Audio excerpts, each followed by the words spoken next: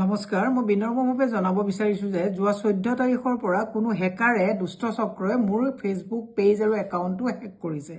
ইতিমধ্যে মই আপোনাৰ হাতীগাঁও পুলিচ ষ্টেচনত জনাইছোঁ, গোটেই কথাটো অৱগত কৰিছোঁ, ফেচবুকলৈ মেইল কৰিছোঁ, মই অল ইণ্ডিয়া আমাৰ AICC IT চেলত মই ইনফৰ্ম কৰিছোঁ, অসম প্ৰদেশৰ IT চেলত মই ইনফৰ্ম কৰিছোঁ, কিন্তু এতিয়ালৈকে মই কোনো ধৰণৰ সদুত্তৰ পোৱা নাই। কিন্তু এতিয়া ৰাতি 12 বজাত মই দেখিলোঁ মোৰ বহু শুভাকাংক্ষীয়ে মোক মেছেজ কৰিছে, ফোন কৰিছে যে অতি বেয়া আপোনাৰ বিকিনি পিন্ধা ফটো দি মোক প্ৰফাইলটো তেওঁলোকে আপলোড কৰিছে, প্ৰফাইলটোত ফটো আপলোড কৰিছে। গতিকে মই অসমৰ সমূহ ৰাইজক এটা কথা ক'ব বিচাৰিছোঁ, 14 তাৰিখৰ ৰাতি 9 বজাৰ পিছৰ পৰা কোনো ধৰণৰ মেছেঞ্জাৰ বা কিবা ধৰণৰ যদি আপলোড হয় কিবা হয় ইয়াত মই নাই। এইটো কোনো দুষ্ট চক্ৰই মোক জনমানসত সেৱা কৰিবৰ কাৰণে এনেকুৱা ফটো আপলোড কৰিছে। মই সকলোকে বিনম্ৰভাৱে অনুৰোধ জনাইছোঁ, সংবাদ মাধ্যমক অনুৰোধ জনাইছোঁ।